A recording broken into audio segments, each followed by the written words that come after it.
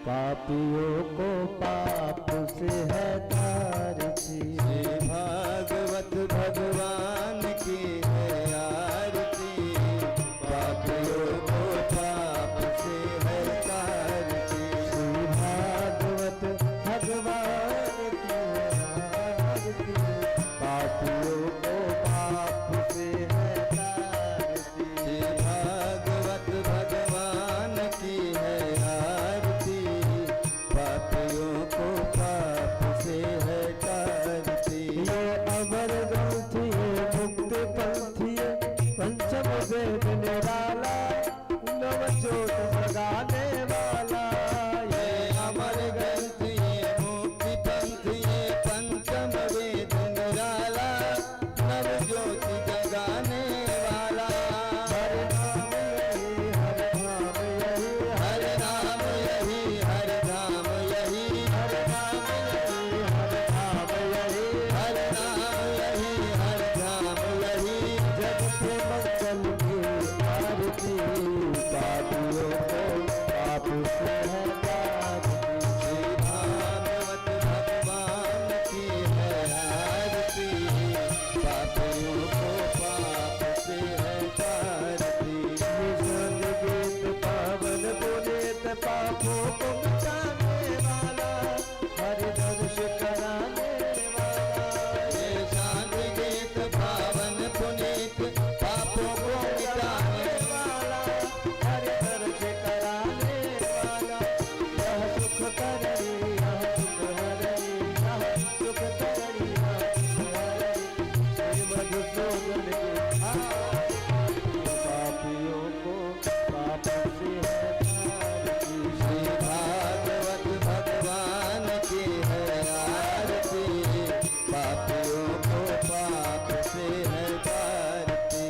मधुर बोल भवकुंज बोल, सदमार्ग दिखाने वाला, बिगड़े को बनाने वाला। ये मधुर बोल भवबंध खोल, सद्मार्ग दिखाने वाला, बिगड़ी को बनाने वाला। सिया राम यही घनश्याम यही, प्रभु राम यही घनश्याम यही, प्रभु राम यही घनश्याम यही। प्रभु की महिमा की आरती, पापियों को पाप से है तारती। श्री भागवत भगवान की है आरती, पापियों को पाप से है तारती। भागवत भगवान की है आरती, पापियों को पाप से है तारती। श्री भागवत भगवान की है आरती, पापियों को पाप से है तारती। पापियों को पाप से है तारती। पापियों को पाप से है तारती। कपूरगौरम करुणावतारम, संसार सारम, भुजगेन्द्रहारम, सदा वसन्तं हृदयारविन्दे, भवं भवानी सहितं नमामि। त्वमेव माता स पिता त्वमेव, त्वमेव बन्धुः सतता त्वमेव, त्वमेव विद्या द्रविड़। हरे कृष्ण कृष्ण कृष्ण हरे हरे, हरे कृष्ण कृष्ण कृष्ण हरे हरे, हरे कृष्ण कृष्ण हरे हरे।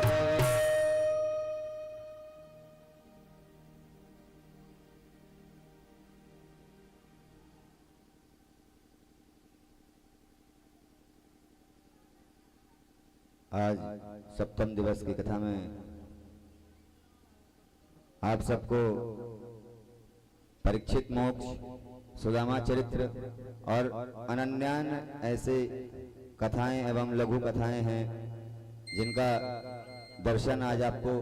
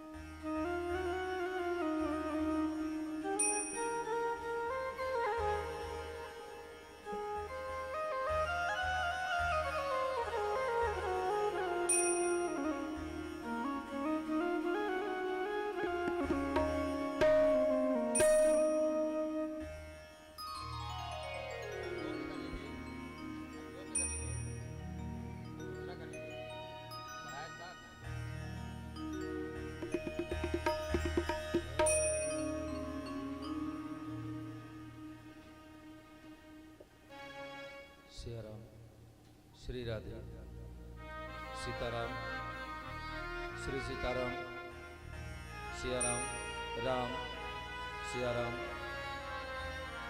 सियाराम श्री राधे। बस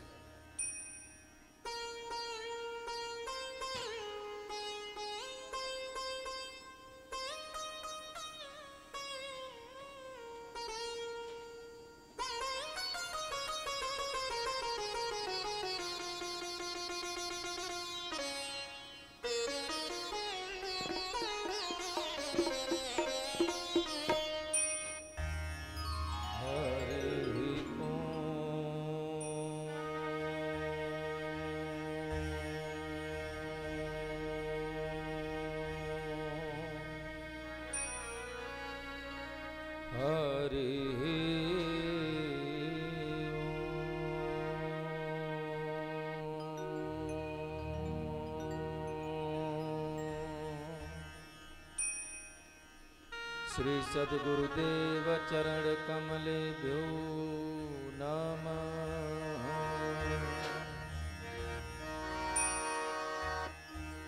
श्री गणेशाय नमः। श्री महावीराय नमः।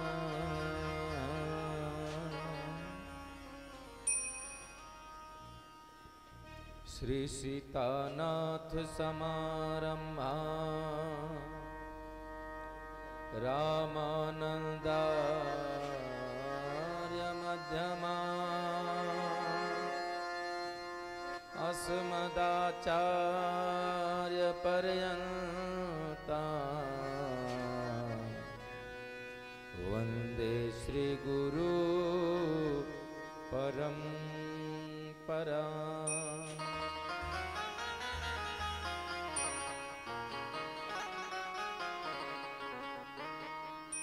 यस्य प्रसादात् भगवत् प्रसादो यस्य प्रसादान् गतिः कुतोऽपि ध्यायानस्तु वंस्तस्य यशस्त्रिसन्ध्यम् वंदे गुरु श्री चरणारविंदम्।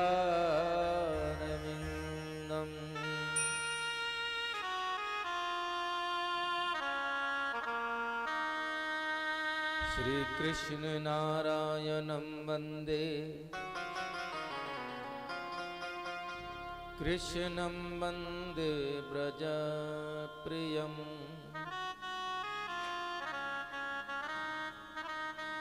कृष्णं द्वैपायनं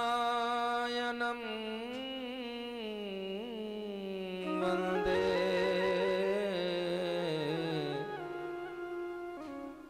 कृष्णं वन्दे प्रथासुतं।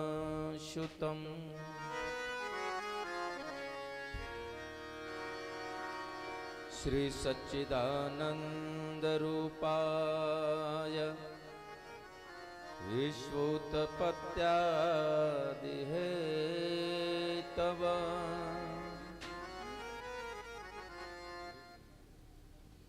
तापत्रय विनाशाय श्री कृष्णाय वयं नुमः।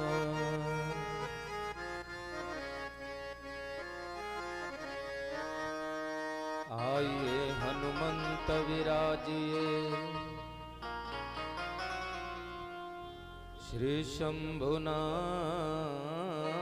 हनुमान प्रेम सहित आसन धरो सुनहु कथा कर ध्यान।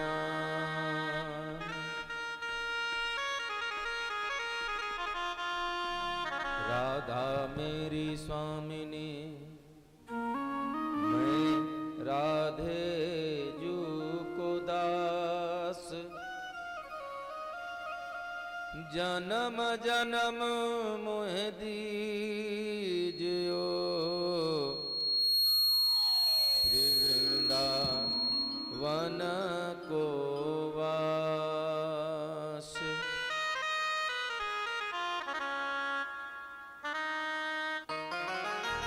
लेत सदा सुधि दीन की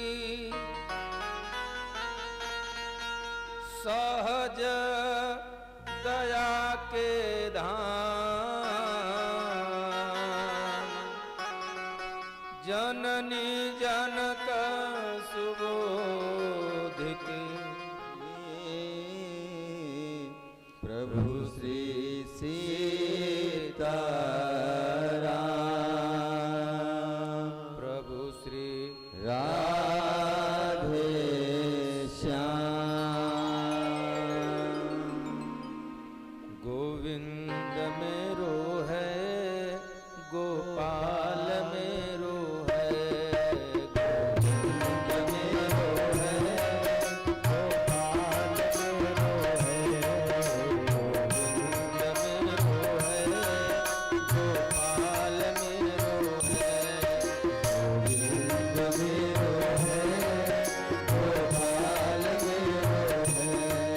श्री राधा रमन नंदलाल मेरो है श्री राधा रमण नंदलाल मेरो है श्री राधे बिहारी नंदलाल मेरो है श्री राधे बिहारी नंदलाल मेरो है श्री बाके बिहारी नंदलाल मेरो है श्री बाके बिहारी नंदलाल मेरो है गोविंद मेरो है गोपाल मेरो है गोविंद मेरो है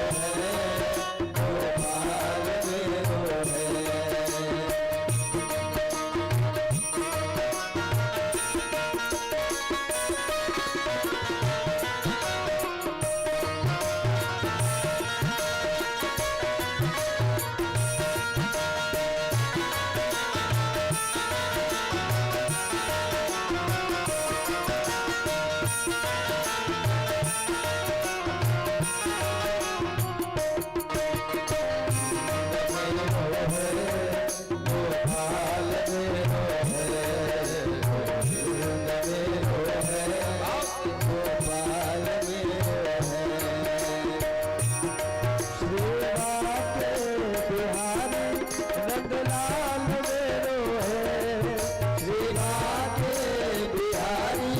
नंदलाल मेरो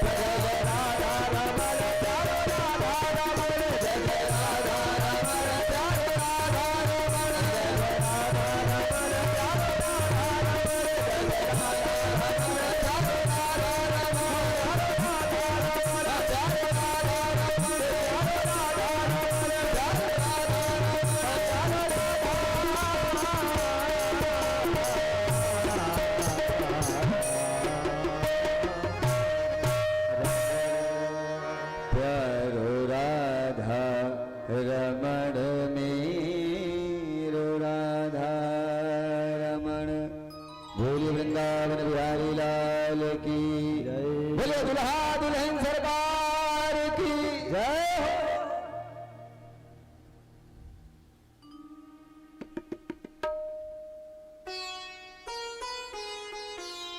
नित्य प्रति एक ही बात कही जाती है, भगवान की पावन कथा, और ये प्राप्त होती है अनंत बलवंत परम संत हनुमंत लाल जी की अकारण करुणा के कारण। उन्हीं की प्रेरणा से ऐसा सौभाग्य हम सभी मानवों को प्राप्त होता है कि अनंत कोटि ब्रह्मांड नायक परात्पर पूर्व ब्रह्म चर अचर सृष्टि के कारक, पालक, संहारक, नियंता, प्रणंता, भगवत भक्त हृदय विहारिणु, वांछा कल्पतरु,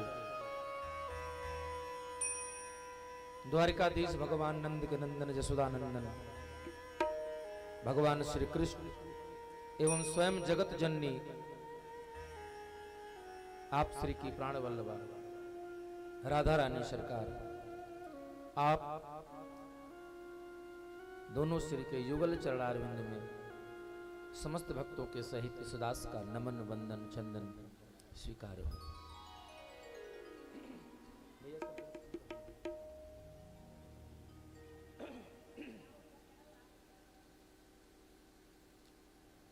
साथ ही मंच पर आसीन हमारे सभी अग्रज, अनुज एवं समस्त विप्रजन, साथ ही कथा प्रांगण में उपस्थित सभी श्रोता समूह का इस व्यास मंच से सप्तम दिवस कथा प्रवेश बेला में आज कथा विश्राम दिवस की कथा श्रवण करने के पूर्व आप सभी का स्वागत और अभिनंदन।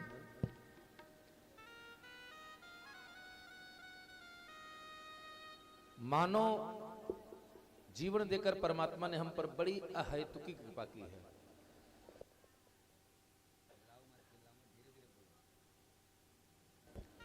अहेतुकी कृपा, अकारण करुणालय बरुणालय कहे जाते हैं सरकार। इनकी कृपा के लिए किसी कारण की आवश्यकता नहीं है। जैसे मां अपने वात्सल्य को अपने बच्चों पर न्यौछावर करती है तो उसके लिए किसी कारण की आवश्यकता नहीं होती है। उसी प्रकार ये परम पिता परमेश्वर अपनी करुणा हम लोगों पर बरसाते हैं तो इस पर कोई भी कारण की जरूरत नहीं है। अगर जरूरत है किसी चीज की तो बस एक चीज होना चाहिए, और कौन सी चीज है? निर्मल जन मन सो मोहि पावा, निर्मल मन जन सो मोहि भावा मोहि कपट छल छिद्र न भावा मोहि कपट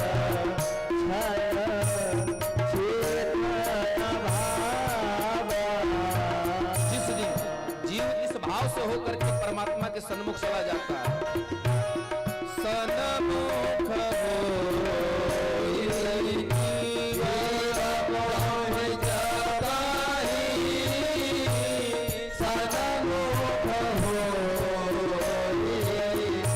जीव मोहि जताहि, जन्म कोट आधर नासाहि पावाहि, जन्म कोट आधर नासाहि पावाहि। श्री राम जय राम, जय जय राम, श्री राम जय राम, जय जय राम।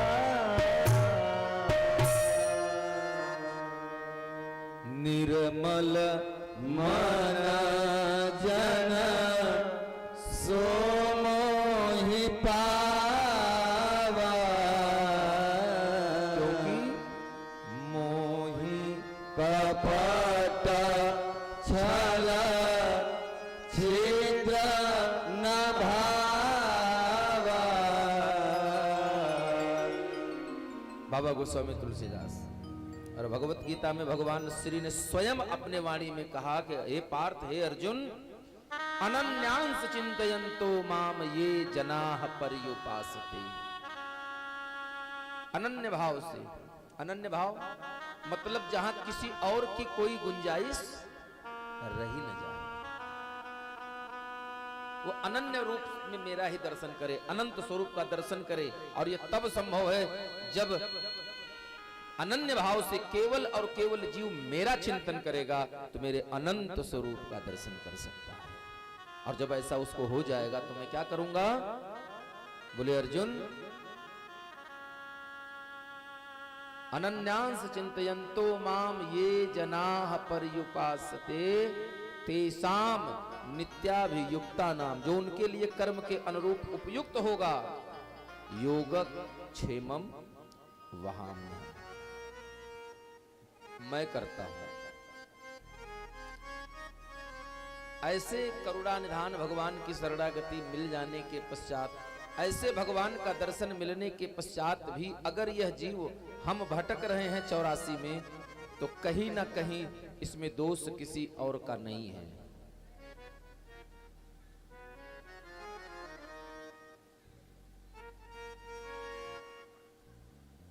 अगर हमारा ही दोष है, हम वैष्णव जन, हमारे वैष्णव जन्म में हमारे आचार्य परंपरा में यह बताया जाता है कि हमें उपासना किसकी करनी है और कैसे करनी है। हमारे यहां युगलोपासना की पद्धति है। युगल उपासना, माता पिता, सीता राम, राधा कृष्ण, गौरी शंकर।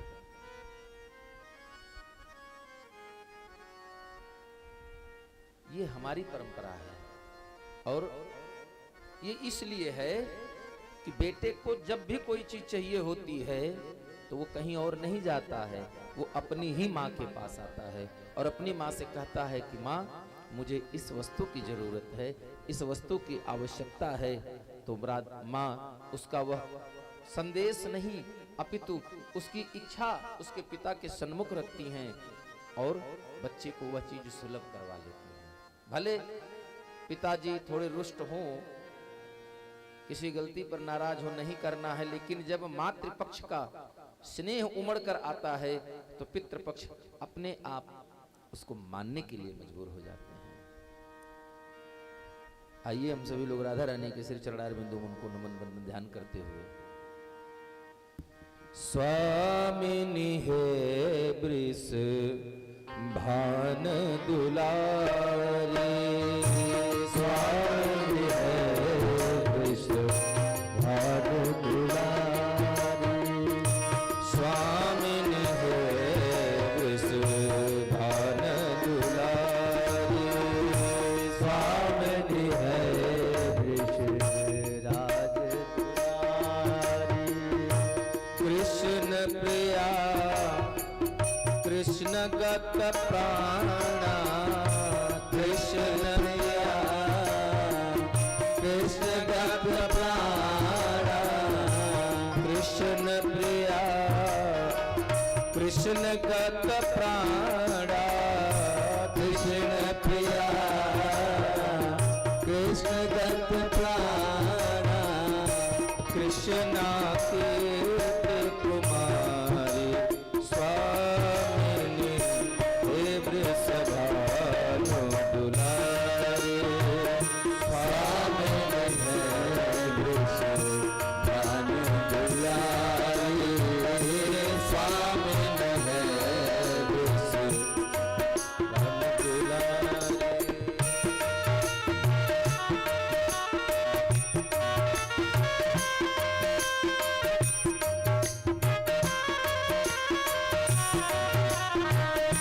भोले बाबा मैया जी से अनुभव है अपना भोले बाबा मैया जी से अनुभव कहे अपना सतहल भजना जगत सब सपना सतहर भजन जगत सब हर जगह कोई एक समझा रहा है और एक समझ रहा है।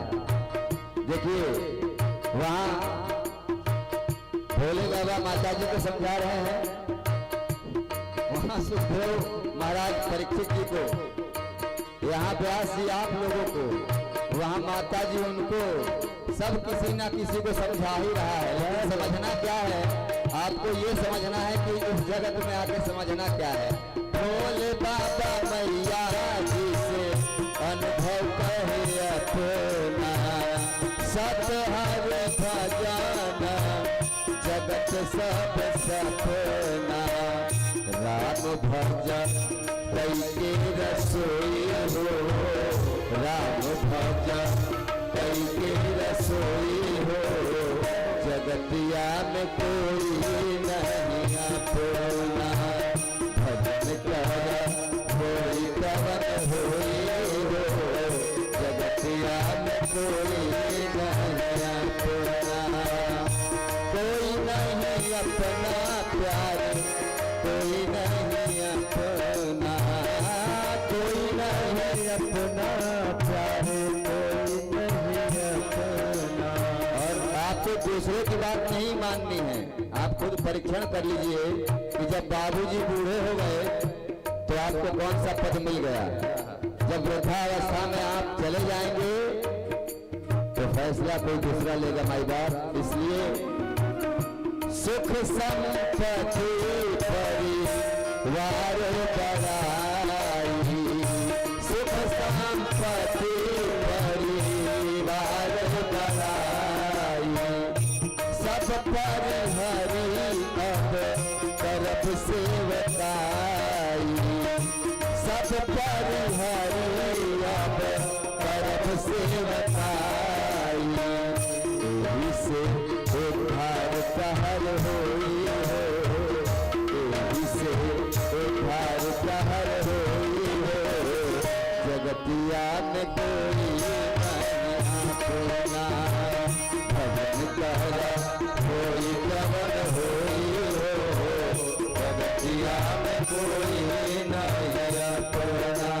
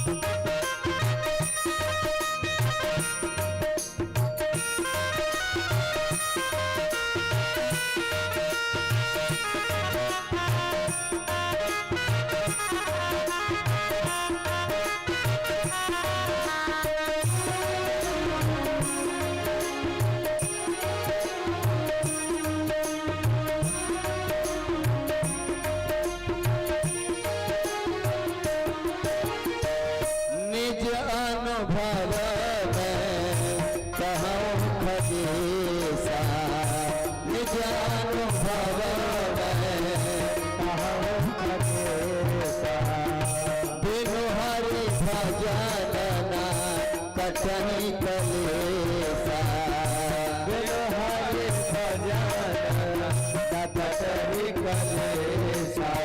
ये खाली उनके लिए नहीं है, ये आपको भी लागू होता है, हम सबसे लागू होता है, ठीक ना बेटा? हाँ। जेनु निज अनुभव में कहूँ खदेसा बिनु हरि भजन कटही कलेसा। ये टेप है परमात्मा की, जब तक ये नहीं करेंगे तब तक उद्धार होने वाला नहीं है। भजन से स्वरूप बोध होई हो, भजन से स्वरूप बोध होई हो, जगतिया में कोई नहीं अपना। भजन का होई कवन होई हो, जगतिया में कोई नहीं अपना। तो क्या करना है? सीता राम राम राम, सीता राम राम राम, सीता राम राम राम,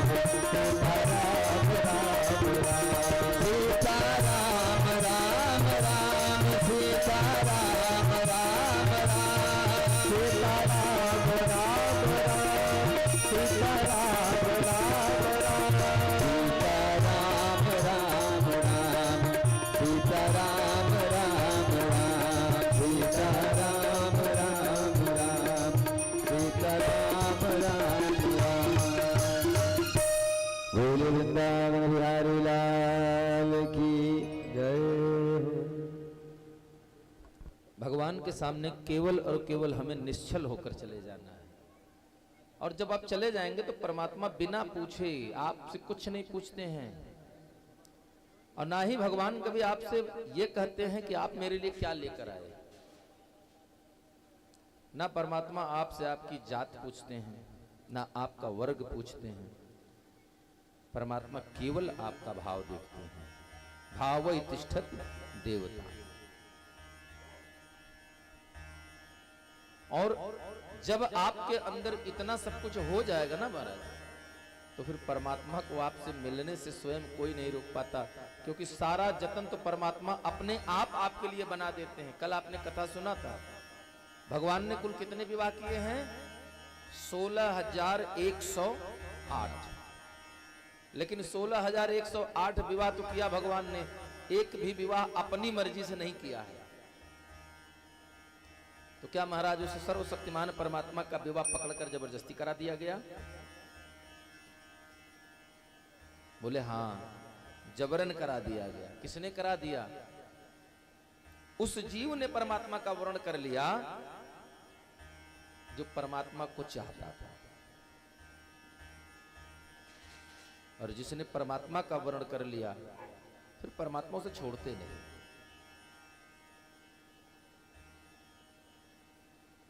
ऐसे बर को क्या मरूं, आज बरूं कल छूटूं। उन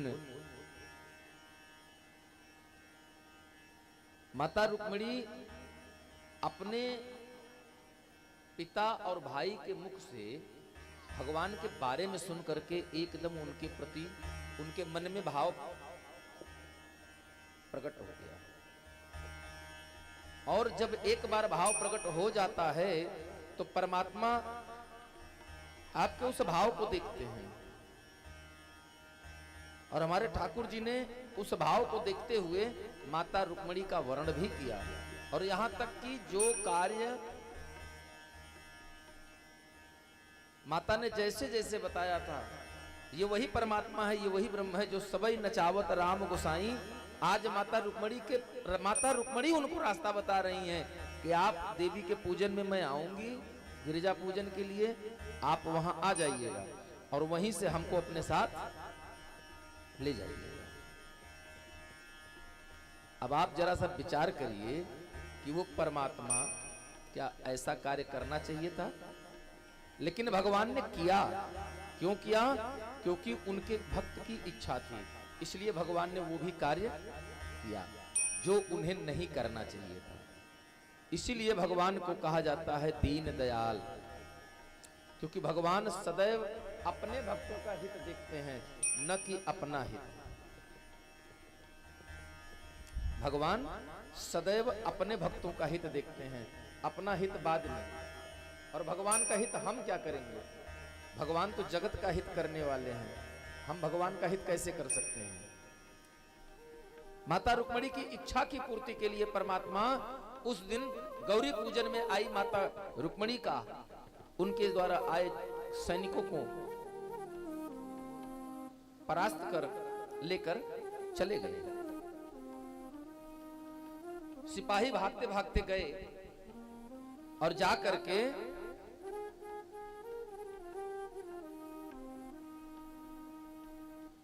कुंदनपुर में बैठे राजकुमार भीष्मक, शिशुपाल, दंतवक्र, इन सबको बता दिया। और यह सुन करके सारे राजा आपस में बड़ा रुष्ट हुए। वहां पहुंच करके जब सुना तो सब कहते हैं, अहो धिगस्मान यश आत्वधन्वना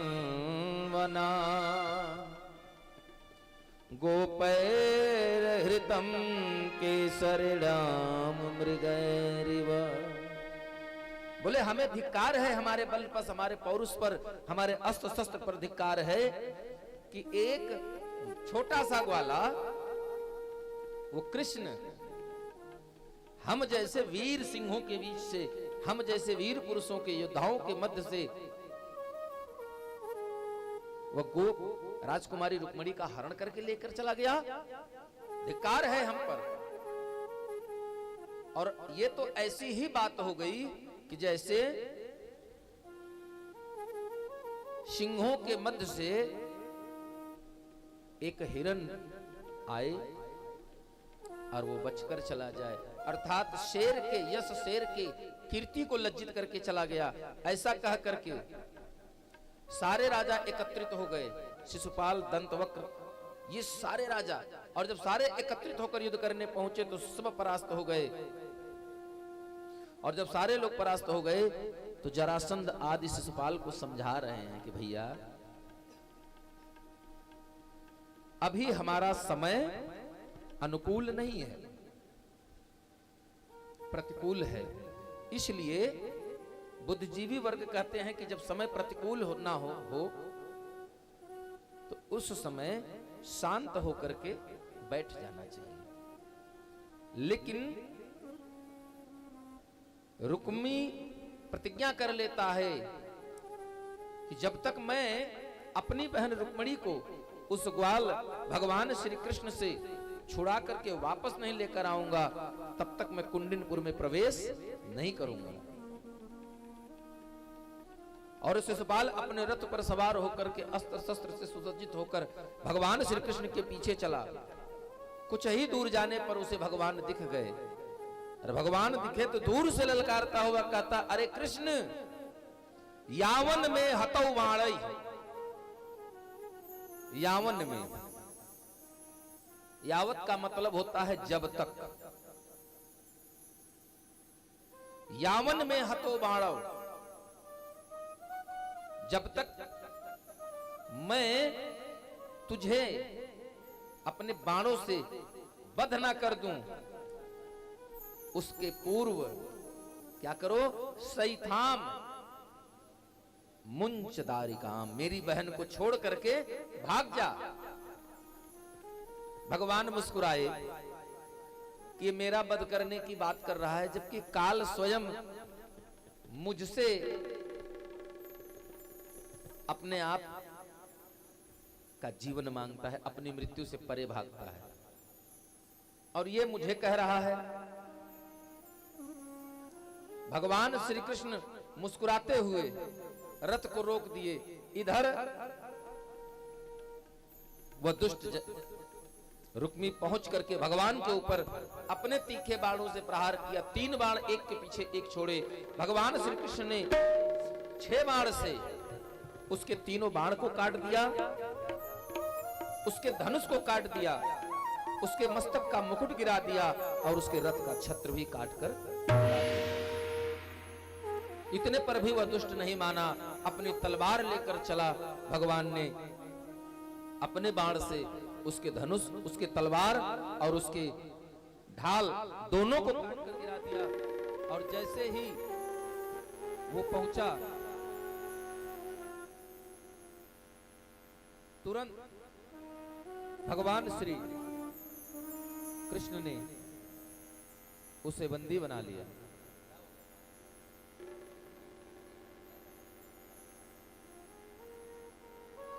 भगवान श्री कृष्ण ने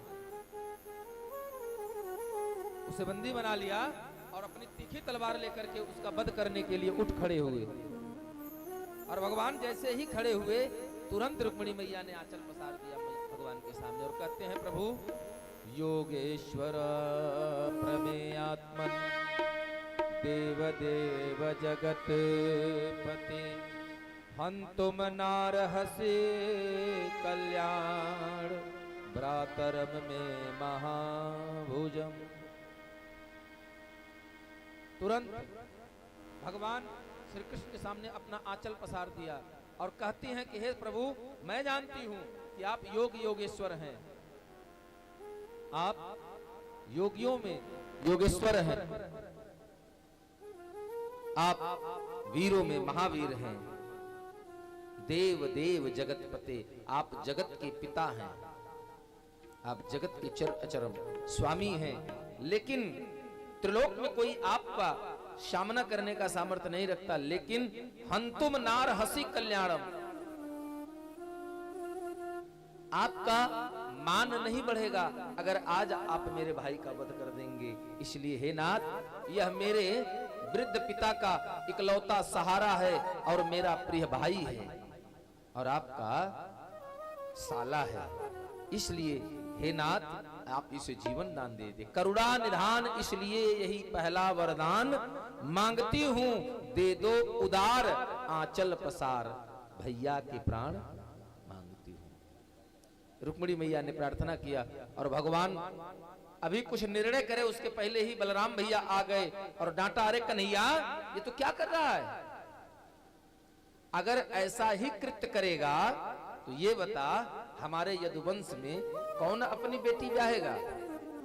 अभी आज ही तेरा विवाह हुआ और आज ही तू साले की इतनी बढ़िया से खातिरदारी करेगा तो कोई रिश्ता नहीं करेगा हमारे घर में। भगवान से कह करके उसे छुड़ाया और रुक्मी वापस अपने नगर को आया, कुंडिनपुर आया। इधर भगवान श्री कृष्ण माता रुक्मिणी को लेकर के गए और जिस प्रकार से वेद बताता है, जिस प्रकार से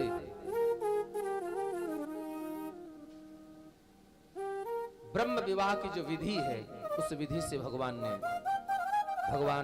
श्री कृष्ण और माता राधिका का सुंदर विवाह हुआ।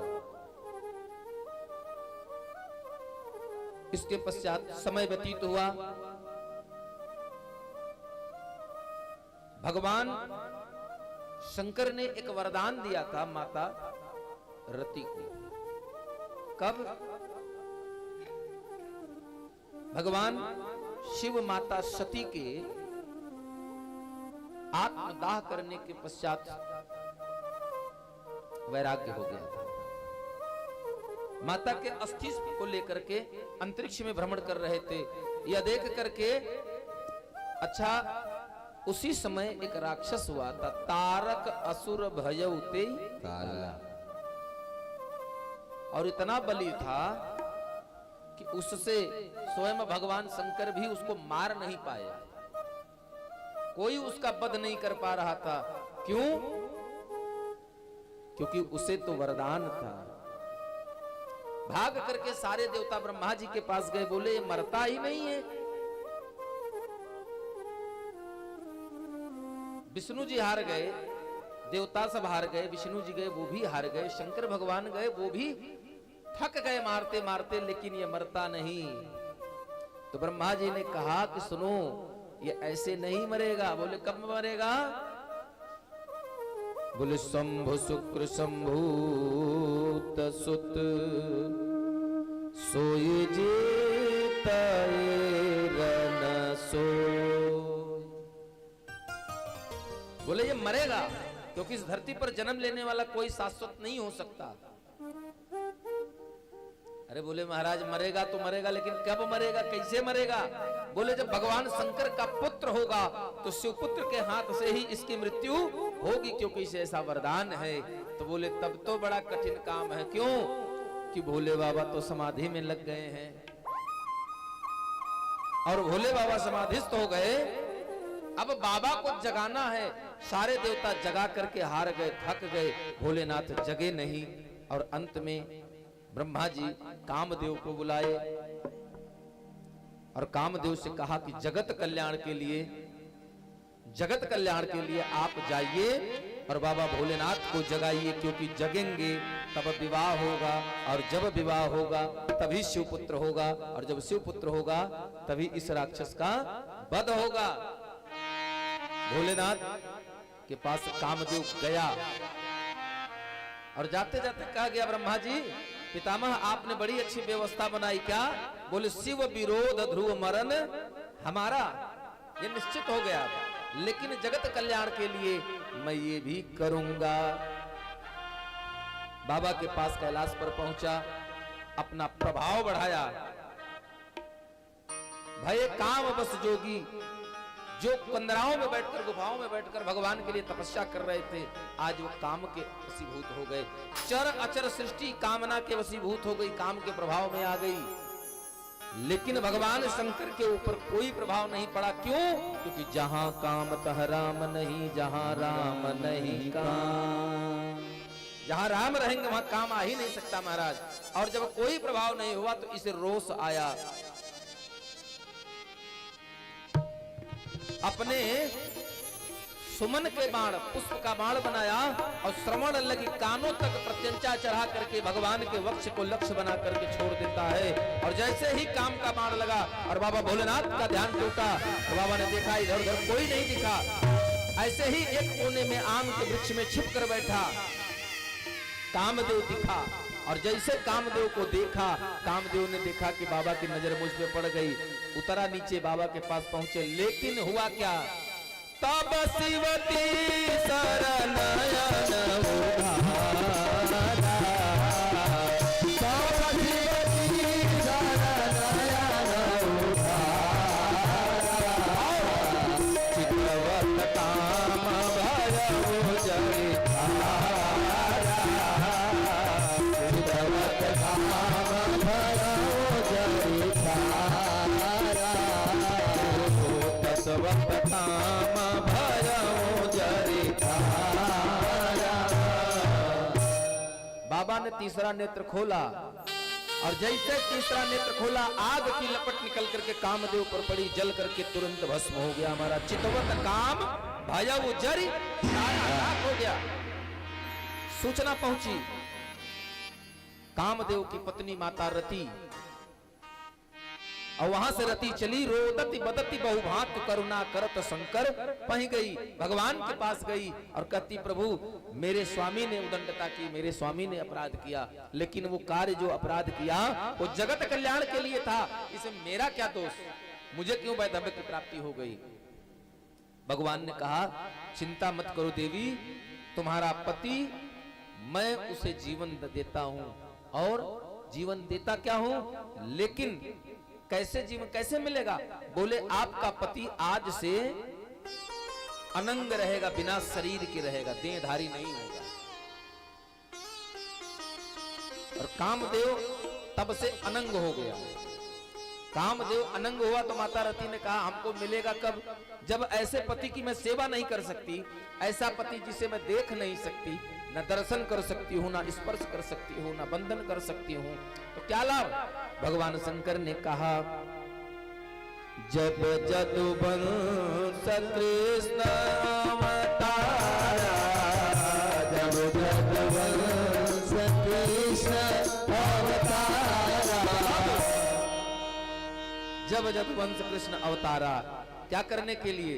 होई हई हरण महामहिधारा,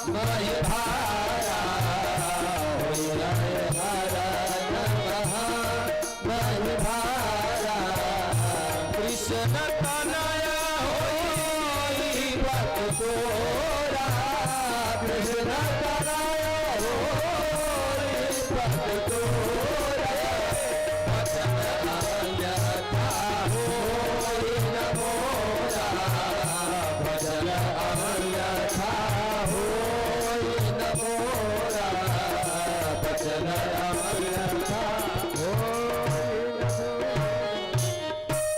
कृष्ण तनय होई पति तोरा।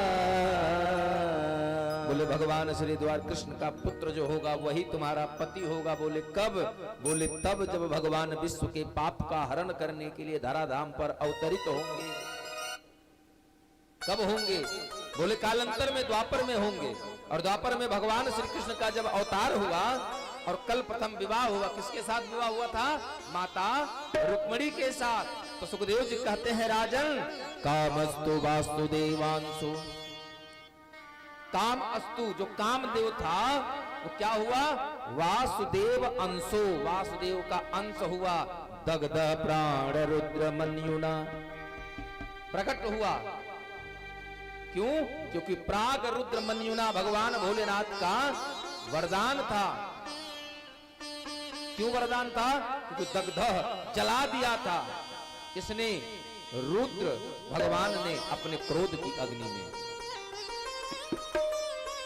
और वरदान भी दिया था। उस वरदान को सत्य करने के लिए कामदेव प्रकट हुआ। सुखदेव जी कहते हैं देहोपपत्तये भूवस्व, शरीरधारी होकर कामदेव प्रकट हुआ प्रत्यपद्यतः माता रुक्मिणी के घर में। लेकिन एक राक्षस था और उस राक्षस का नाम है शंबरासुर। सष्टेन जात मात्र, मात्र 6 दिन के हैं भगवान प्रद्युम्न भैया, मात्र 6 दिन के। और छठी की रात ही प्रद्युम्न सूतिका गृहात, भैया प्रद्युम्न को प्रसूति गृह से ममेव हंतेति उठा ले गया। नियत क्या है? हंतेति, मारने की, क्योंकि वो जानता है कि कृष्ण का जो पुत्र होगा उसी के हाथ मेरी मृत्यु है। और उन प्रद्युम्न भैया को लेकर के गया, उनकी हत्या करने के निमित्त, उनकी हत्या करने की लालसा से उसने उन्हें समुद्र में फेंक दिया। और गहरे समुद्र फेंका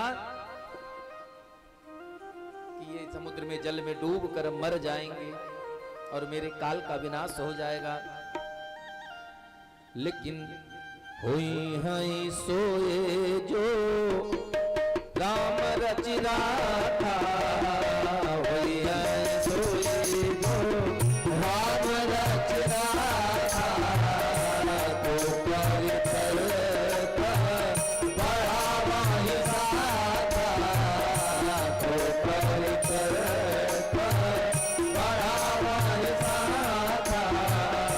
श्री राम जय राम, जय जय राम, श्री राम जय राम, जय जय राम, श्री राम जय राम, जय जय राम, श्री राम जय राम, जय जय राम। लेकर के गया, समुद्र में फेंका। उसी समय एक बड़ी सी मछली जल पी रही थी और उसके खुले मुख के मार्ग से प्रद्युम्न भैया उसके उदर में प्रवेश पा गए और दैव योग से एक मछुआरे के जाल में वही मछली फंस भी जाती है। और वो मछुआरा बड़ी मछली देख करके अधिक धन के लोभ में महाराज शंबरासुर के महल में लेकर के गया और उन्हें देखकर चला आया, अपना इनाम लिया, चला आया। शंबरासुर ने अपने रसोइये को बुला करके उस मछली को दे दिया, कहा इसे रसोई घर में ले जाओ, पाक गृह में ले जाओ और इसे ले जा करके आज इसकी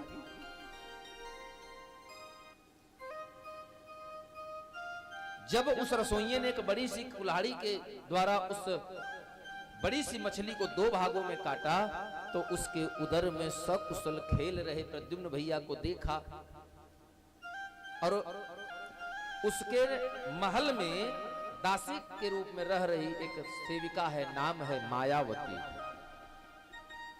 ये मायावती कौन है?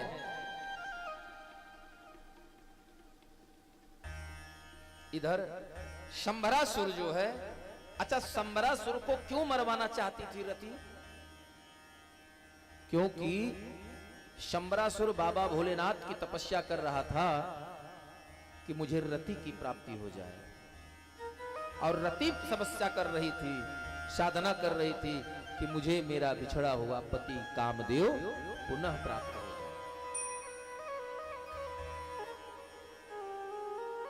इसलिए नारद बाबा के कहने पर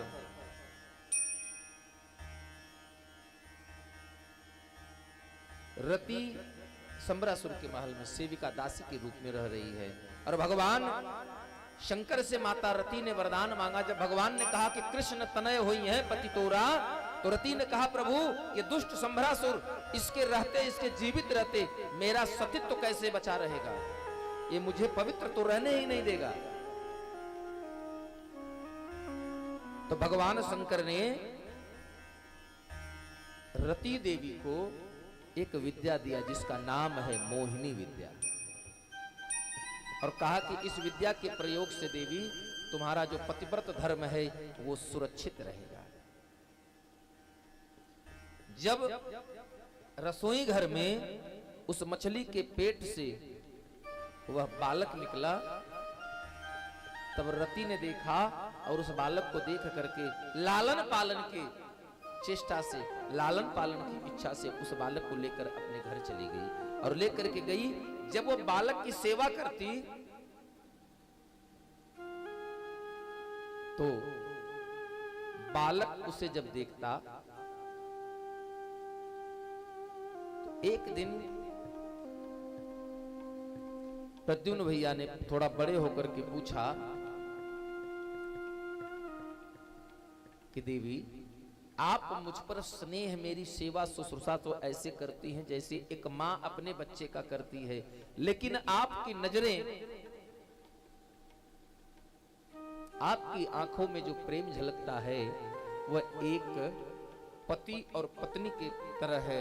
एक प्रेमी का जिस नजर से अपने प्रेमी को देखती है, एक पत्नी जिस भाव से अपने पति को देखती है, वो भाव झलकता है। तो रति मैया ने कहा कि हे नाथ, अहम ते अधिकृता पत्नी, मैं कौन हूं? आपने सही कहा कि मेरी नजरों में आपके प्रति एक पतिव्रता स्त्री का प्रेम झलक रहा है। वो इसलिए कि अहम ते अधिकृता पत्नी, मैं आपकी धर्म पत्नी हूं, मेरा ही नाम रति है, और आप कामो भवान प्रभु, और आप ही मेरे पति कामदेव हैं। क्योंकि जब भगवान शंकर ने जगत कल्याण के लिए मेरे पति का विनाश किया था तो मुझे वरदान दिया था कि जब जदुवंश कृष्ण अवतारा हुई है हरन महामही भारा, तब कृष्ण तनय। तो आप कौन हैं? आप भगवान श्री कृष्ण के ज्येष्ठ पुत्र हैं। इसलिए हे नाथ, आप मेरे पति हैं, और वही कामदेव को अर्थात प्रद्युम्न भैया को लेकर करके वह मायावती गगन मार्ग से दूर चली जाती है। वहां जाकर के शंभरासुर को वध करने के निमित्त प्रद्युम्न भैया को सभी विद्याओं का ज्ञान कराती है, और साथ ही एक ऐसी विद्या का दान किया जिसपे तमाम मायावी शक्तियों का प्रभाव विफल हो जाता है, जिसका नाम है वैष्णवी माया। इस विद्या का दान दे करके, विद्या का ज्ञान करा करके अपने पति यानी प्रद्युम्न भैया से कहती है कि नाथ, अब आप जा करके उस दुष्ट शंभरासुर का अंत करिए। और रति के कहने पर भगवान श्री के पुत्र प्रद्युम्न भैया शंभरासुर के नगर में आए, क्योंकि मैं जानती हूं और उन्हें समझाया कि नारद जी ने मुझे बताया था कि भगवान कृष्ण के पुत्र के रूप में अवतार लेने का आपका एक उद्देश्य था, जीवन का एक उद्देश्य है। बोले क्या उद्देश्य देवी? बोले आपका उद्देश्य था शंभरासुर का वध करना, इसीलिए आपको यहाँ भेजा गया। और आकर के उसे युद्ध के लिए ललकारते हैं, और प्रद्युम्न भैया ने उसका वध कर दिया। और वध करने के पश्चात माता रति प्रद्युम्न भैया को लेकर के गगन मार्ग से द्वारिकापुरी पहुंचे। और जब द्वारिकापुरी पहुंचे तो लुक छिपकर सब, अरे सब तो सब स्वयं रुक्मिणी मैया अपने पुत्र प्रद्युम्न को पहचान नहीं पाई, छिप करके दर्शन करती हैं। तो पीछे से रति मैया समझाती हैं कि हे माता, या और कोई नहीं, आपका पुत्र प्रद्युम्न है। और जब अपने पुत्र और वधू को देखा तो रुक्मिणी मैया ने सुंदर दान करने लगी, उत्सव होने लगा, यज्ञ होने लगा। मैं तो भूल गई कुछ भी कहना, तोरी प्रीत में रोवत है नैना। मैं तो भूल गई कुछ भी कहना, तोरी प्रीत में रोवत है नैना। रग रग बसी है प्रीत तेरी, रग रग बसी है प्रीत तेरी। अखियल में कुमार तुम्हीं से है, सब कुछ सरकार तुम्हीं से है। ये चमक ये दमक फूल मन महक, ये चमक ये दमक फूल मन महक, सब ही सरकार तुम्हीं से है। सब ही सरकार तुम्हीं से है। विठला के पवन चूमे सैया के चरण, लाती पवन चूमे सैया के चरण। अगियन बहार तुम्हीं से है, बगियन माँ बहार तुम्हीं से है। सब कुछ सरकार तुम्हीं से है, सब कुछ सरकार तुम्हीं से है।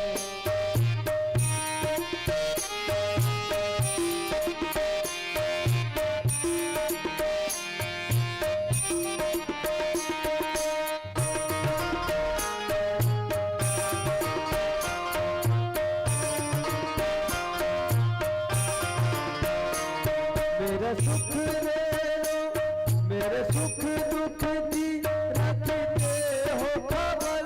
मेरे सर पर साया तुम्हारा है, मेरे सुख दुख की रखते हो खबर।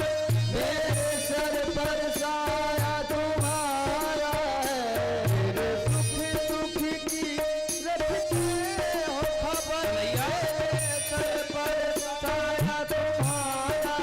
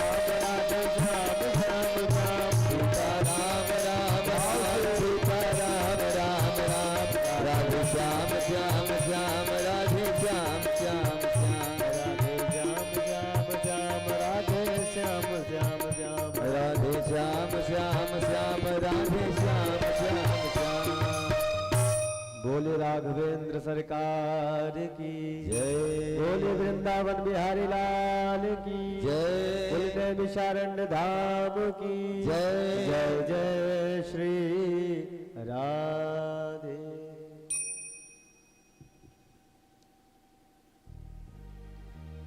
ये चमक ये दमक फुलवन में महक, सब कुछ सरकार तुम्हें से है। यही भाव होना चाहिए, लेकिन हमारा भाव तो है ये चमक ये दमक फुलवन में महक, सब कुछ सरकार हमें से है। इसीलिए जीवन में तकलीफ है, इसीलिए जीवन में कष्ट है।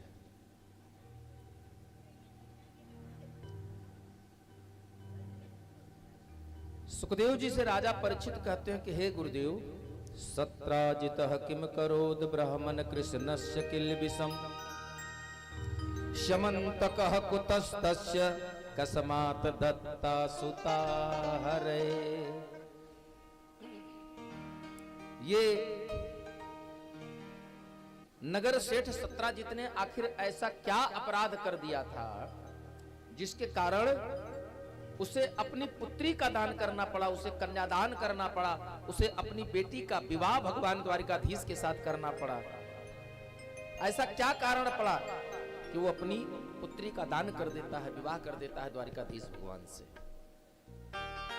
और सत्राजित के पास एक मणि थी जिसका नाम है शमंतक मणि। आखिर वो मणि उसे कहां से प्राप्त हुई?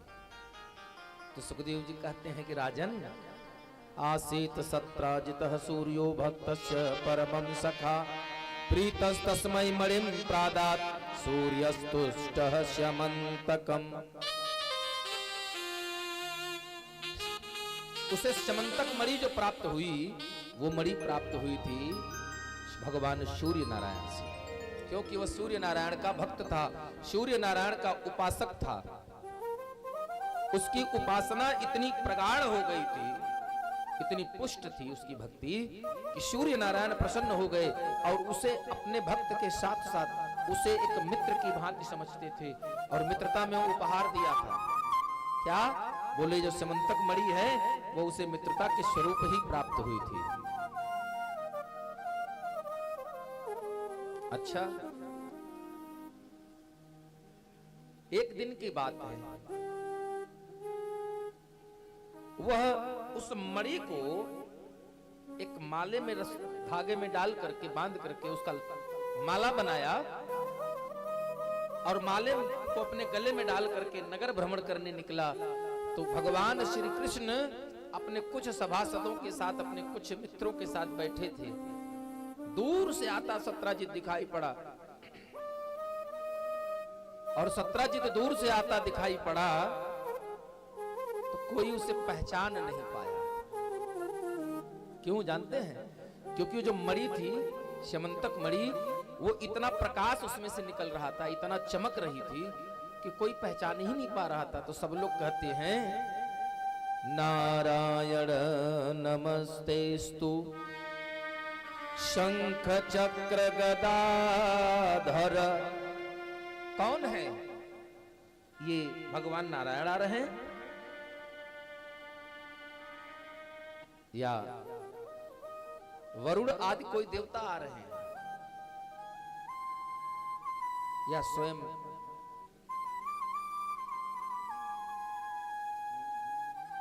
कोई दिव्य तेज प्रस्फुटित हो रहा है जिसके शरीर से, जिसका तेज नहीं पहचान में आ रहा है।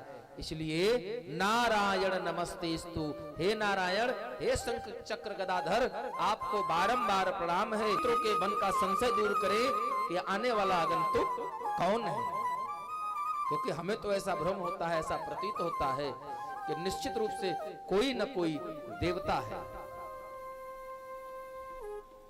तब भक्त कहते हैं, मित्र ये कोई देवता वेवता नहीं है। बोले फिर? बोले अपना नगर सेठ सत्राजित है और इस जो चमक रहा है ये कुछ इसके चेहरे का तेज नहीं है, ये उस मणि का तेज है जो मणि इसे भगवान सूर्य ने दिया था उपासना के फलस्वरूप। कौन सी मणि? बोले उस मणि का नाम है स्यमंतक मणि। तो मणि के प्रभाव से चमक रहा है। बोले हाँ, और बोले मणि का इतना ही प्रभाव नहीं है,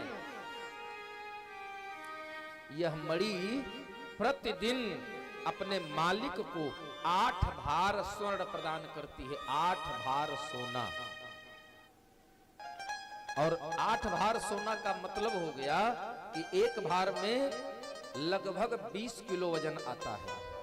एक भार मतलब 20 किलो वजन, तो 8 भार का मतलब हो गया 1 कुंटल 60 किलो स्वर्ण प्रतिदिन अपने मालिक को प्रदान करती है। ये तो रहा ऐश्वर्य वैभव, मालिक को देती है। और ऐश्वर्य इसका क्या है? बोले यह मणि जहां रहेगी, जिस भी क्षेत्र में रहेगी, इसका मालिक इसे सिंहासन पर आसीन करके नित्य प्रति इसे पंचोपचार विधि से अगर इसका सेवा करेगा, पूजन अर्चन करेगा, तो जिस जगह जिस क्षेत्र में यह मणि रहेगी, उस गांव में, उस नगर में कभी भी दुर्भिक्ष नहीं आएगा, अकाल नहीं पड़ेगा, महामारी नहीं आएगी। इतना सब कुछ सुन करके नगर के लोगों ने सोचा ये द्वारिकाधीश तो भगवान है, तो ऐसी मणि किसी नगर सेठ के पास नहीं होनी चाहिए। बोले फिर? बोले ऐसी मणि तो स्वयं द्वारिकाधीश भगवान के पास होनी चाहिए। फिर भगवान द्वारिकाधीश ने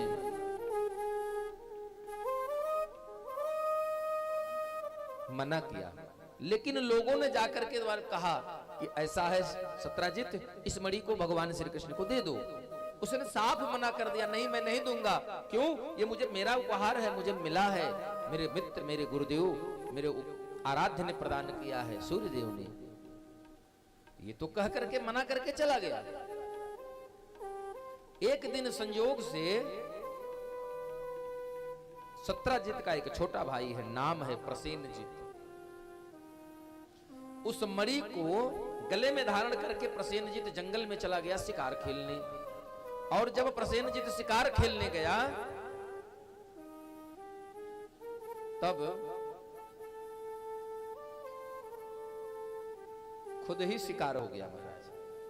और जब प्रसेनजित का शिकार हो गया, शेर ने शिकार कर लिया, उसी समय उस मार्ग से गुजर रहे थे कौन? ऋक्षराज जामवंत। ये वही जामवंत जी हैं जिन्होंने एक शरीर से भगवान के 3 अवतार का दर्शन किया, एक शरीर से। कब? बलि बाधत प्रभु बाढ़े वो सोतन बरन जाय, उभय घरी महकीन्ही 7 प्रदक्षिण धाय।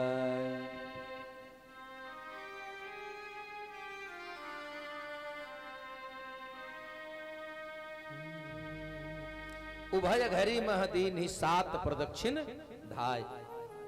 जब भगवान त्रिविक्रम हुए थे, वामन स्वरूप में विराट स्वरूप लिया था, तब भी ऋक्षराज जामवंत थे और रामा में जामवंत जी साथ थे।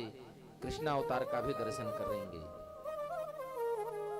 जामवंत जी ने उस सिंह को भगा करके उस मणि को ले लिया। उन्हें क्या पता यह मणि है क्या नहीं है। उन्हें तो ये था कि हमारी गुफा में बड़ा अंधेरा रहता है, एक चीज। दूसरी, यह मणि जो है बड़ी चमकदार है, इसकी चमक से हमारी अंधेरी गुफा में प्रकाशमान हो जाती। जाम्बवंती इस मणि के साथ खेलेगी। लेकर के अपनी गुफा में चले गए। इधर सत्राजित का भाई नहीं पहुंचा, तो सत्राजित ने नगर में अफवाह कर दी। सत्राजित ने नगर में बात फैला दी कि कृष्ण ने उस मणि को प्राप्त करने के लिए मेरे भाई सत्राजित का वध कर दिया और मणि चुरा लिया। भगे उस कलंक को धुलने के लिए के आए और ललकारा युद्ध करने के, और भगवान को देखा लेकिन पहचान नहीं पाए, और नहीं पहचान पाए। फिर दोनों लोगों में बहुत भयंकर युद्ध हुआ। चला है पूरे 28 दिन। 28 दिन के भयंकर युद्ध के पश्चात भगवान जब जो जो मुष्टिका का प्रहार जामवंत जी पर करते तो जामवंत जी को लगता कि शरीर की ना गांठ सब खुलती जा रही है। और भगवान अंत में एक वज्र मुष्टिका बनाया, जामवंत जी नीचे है, भगवान ऊपर, और जैसे ही वज्र मुष्टिका उठाई जामवंत जी ने हाथ जोड़ लिया, जान प्राणवो जह सहो बलम विष्णु पुराण पुरुषम प्रभ विष्णु मधेश्वरम। प्रभु